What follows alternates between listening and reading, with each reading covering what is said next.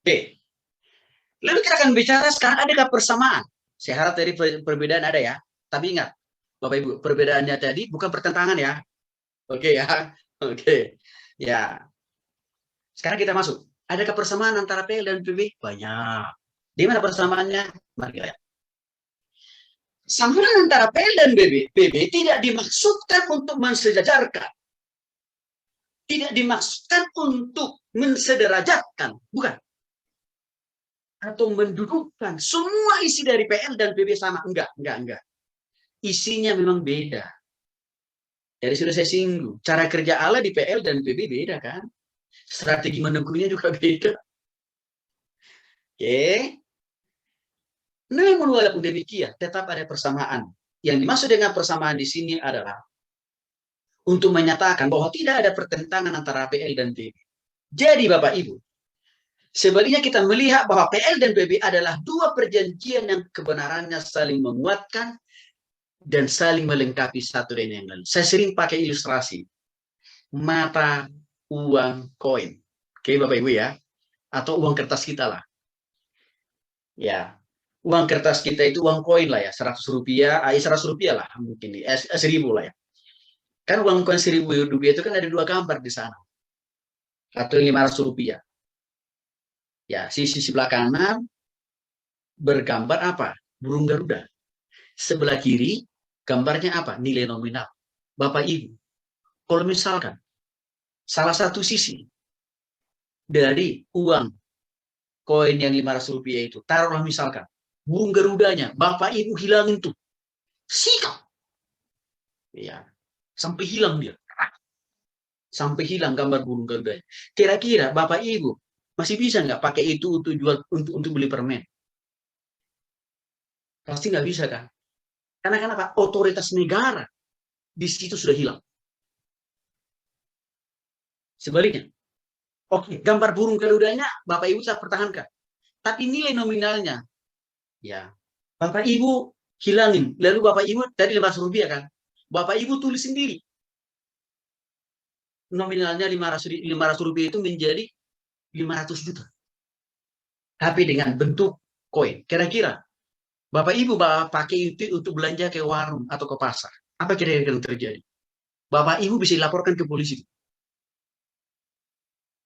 Artinya apa? Nggak bakalan ada warung yang mau menerima uang itu Bapak Ibu. Karena kenapa? Nilai keabsahan dari uang itu sudah hilang. PL dan PB segitu dekatnya, segitu harmonisnya, segitu eratnya Bapak Ibu. Maka tidak bisa kita memisahkan secara parsialis PL dan PB. Nggak bisa. Oke, saya masuk ke contoh. Dalam Kejadian salah satu ayat 1 menjelaskan betul bagaimana Allah lah yang menjadi awal mula daripada penciptaan bumi dan segala isinya. Ini kita bicara persamaan nih Bapak Ibu ya.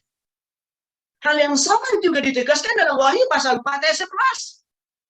Tuhanlah yang menciptakan bumi, langit, dan segala isinya. Artinya apa? Isi berita PL dan PB sama. Oke, yang kedua. Di dalam 2 Tawarik 6 ayat 36. Di sana dijelaskan tentang kejatuhan manusia ke dalam dosa. Mengakibatkan manusia itu lumpuh dan dikuasai oleh dosa. Kesamaannya adakan di PB. Di dalam Roma pasal 3:23. Karena semua orang telah berbuat dosa dan telah kehilangan kemuliaan Allah. Berarti sama kan isi beritanya?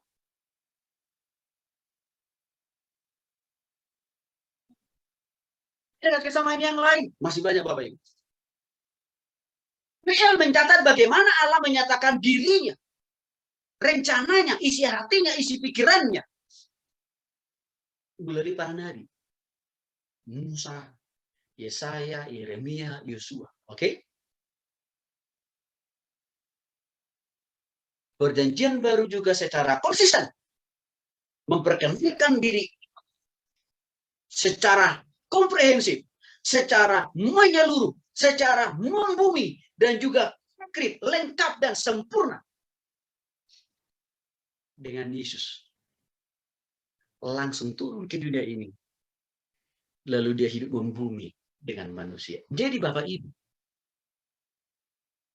Yesus datang ke dunia ini adalah bentuk konkret dari kehadiran Allah yang berwujud roh itu di surga, dia turun ke bumi ini. Bapak Ibu tahu, ini hanya Allah kita loh yang bisa melakukan itu. Allah orang lain tidak bisa. Kalau Allah orang lain itu apa kata mereka? Allah itu adalah zat kan? Zat itu artinya apa? Produk, buatan, karya. Oke? Maka karena zat itu adalah produk, buatan, dan karya, berarti terbatas Bapak Ibu. Terbatas dia. Tetapi Allah kita, roh. Kenapa Allah kita perlu menjadi roh? Supaya tidak ada benteng-benteng yang bisa membatasi karya dan pekerjaan dan kehadiran. Tetapi Allah, walaupun pada dasarnya dia berwujud roh, dia tidak mau hanya sekedar menjadi roh terus, tapi dia juga turun ke dunia dalam rupa, wajah, penampakan, gestur manusia. Supaya apa? Allah yang berwujud roh tadi bisa dipahami, bisa dimengerti, bisa dikenal oleh banyak kepala manusia di dunia ini. Untuk itu Yesus datang ke dunia ini. Maka ini yang harus kita syukuri Bapak Ibu. Allah kita itu jelas.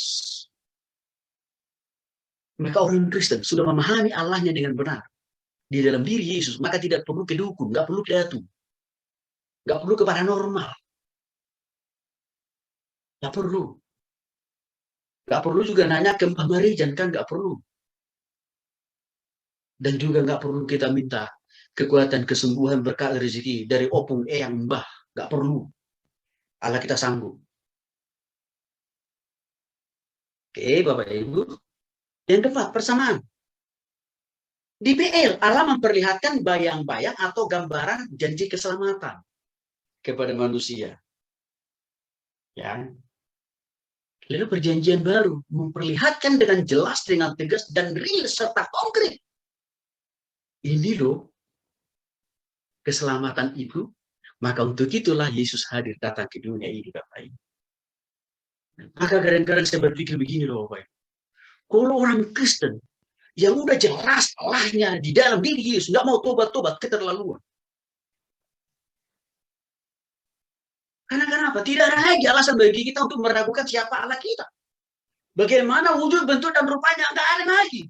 Karena sudah jelas melalui kehadiran Yesus ke dunia ini. Tolong Bapak Ibu ditegaskan ini kepada jemaat ya. Allah kita itu hebat kok. Allah kita itu tidak mau membuat kita itu bingung. Mencari-cari model-model ala B, C, D, sampai X. Enggak. Maka untuk itu jelas Tuhan turun ke dunia ini langsung. Menunjukkan bahwa ini adalah apa. Maka saya katakan tadi Bapak, tolong ingatkan jemaat. Kalau mereka masih pergi ke datu, ke dukun, paranormal, atau orang pintar katanya begitu ya. Wah, itu belum sungguh betul. Itu belum sungguh lahir.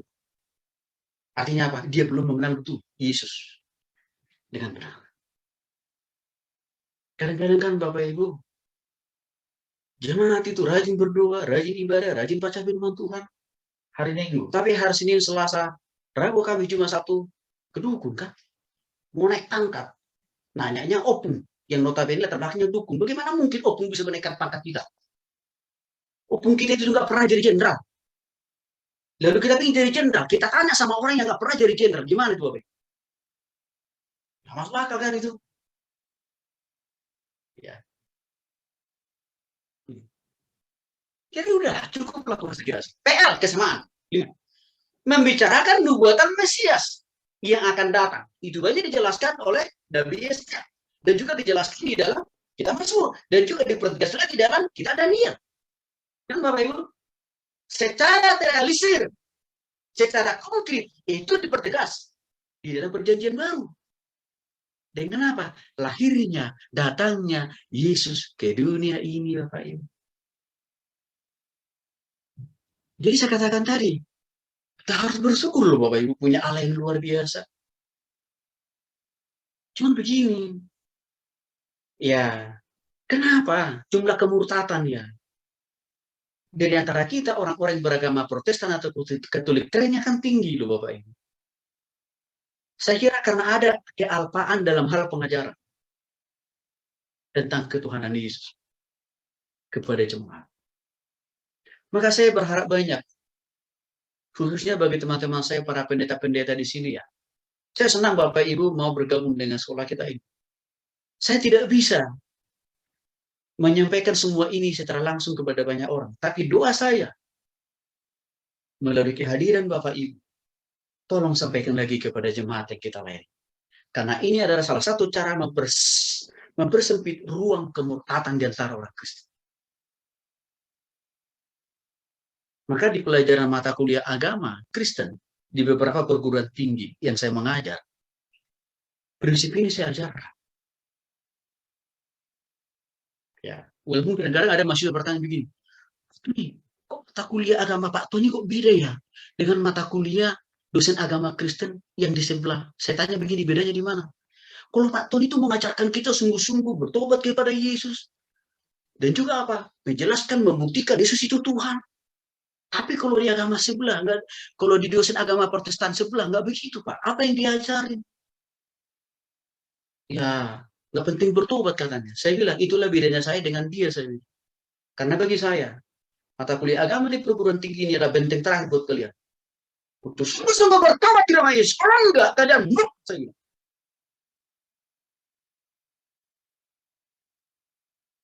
Itu Bapak Ibu ya. Jadi saya punya pesan banyak untuk Bapak Ibu.